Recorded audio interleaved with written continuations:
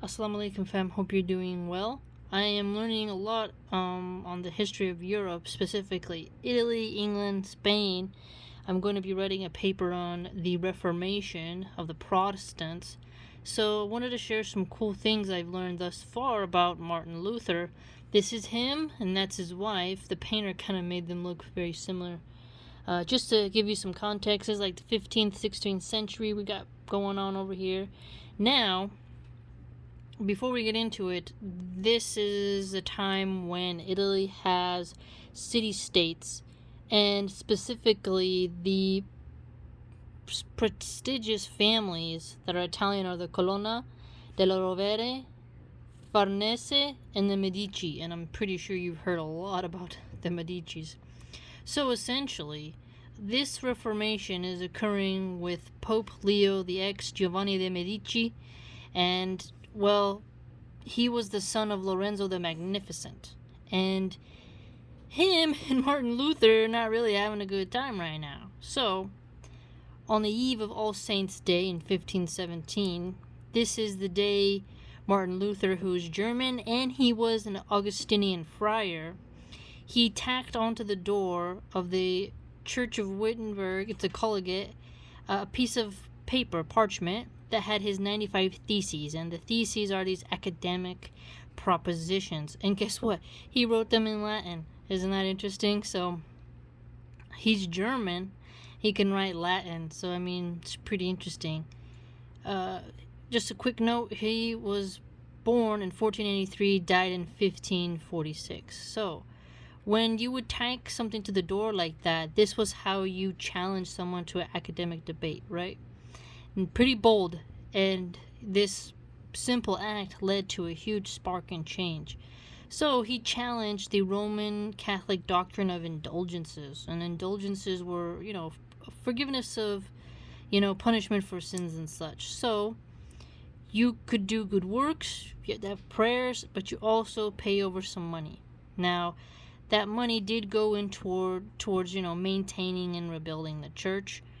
I think the issue came down with the remittance of sins, but if you think about it, you pay this charity, you tithe to your religious center, you feel like, God is going to bless you because you're giving money to your religion so that they can help the poor, so they can maintain their infrastructure. So there's a tight subject about that. Are indulgences an act of charity? Are indulgences something that help you to remit your sins through financial means? This is a very interesting topic, right? Especially when you compare and contrast religions and how finance relates to, the overall religion. I mean, most religious centers do take donations, and the one who gives it, expects some type of blessing or remittance of sins or some type of mercy from God, something like that. But he didn't really like that, right? And so when he was around Wittenberg, he decided to take that initiative and start his academic debate. And during this time, the church was raising funds for the rebuilding of St. Peter's in Rome. Okay, now essentially this is really going to start a change just all over Europe. It's just not going to stay in academia. But theologians really started to debate, right? And Luther, he had emissaries and directives coming from the Vatican that were warnings. The Pope was like, you need to stop doing what you're doing. You're going to be in trouble. But Luther kept on going on, and he wanted to completely abolish statues and images. And it is kind of interesting how, if you study art history, which I've taken a lot of art history classes, there's a lot of nudity in religious art. It gets kind of weird, and you're like, why are you doing this? So Luther is like, hey, we don't want that crap anymore. We're going to take down these statues. We don't want these images. And he also wanted the clergy to not be celibate anymore. He wanted them to be able to get married. And so on June 15th, 1520, Pope Leo the X, Giovanni de Medici, he condemned Luther's teachings as heretical. It was like, hey, better knock it off. You're getting in the way of us, doing what we have to do. You're breaking away from tradition. And on January 3rd, 1521, Martin Luther was excommunicated from the Catholic Church.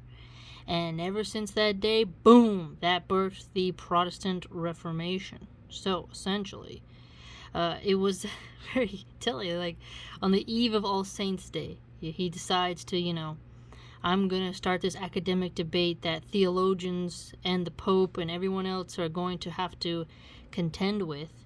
And, well, look at that, So, essentially, as this revolution goes about, there's these Anabaptists. And the Anabaptists, they are more radical in a way than Luther might have maybe wanted. Either way, they're part of it. And so by 1523, they were wanting a more pure Christianity. They wanted the entire trace of popery to be rid out of Christianity, right? They wanted to get rid of that. And so they wanted to do Anabaptism, and that means to be baptized again. So they wanted adult baptism. They didn't want infant baptism anymore. And they wanted the person to know what the oath was that they're taking. This was a contention because Catholics were like, well, we baptize a baby because a baby who's not baptized can go to hell. And the Lutherans, essentially the Anabaptists, were like, no, we want adults. Interesting enough, remember, Italy is broken down into city-states at this time there's Milan, Florence, Siena, Genoa, Venice, Naples, and the Papal States. And Siena and Florence are huge economic powers that are going at it with each other. And further, the papal purse of banking is really important. And the guilds and the merchant class, these are wealthy families that are patrons of the church and patrons of business, essentially, through trade routes. And further, another interesting note is that the Amish, the Hutterites, I think that's how you say it, and the Mennonites stem from this Lutheran movement.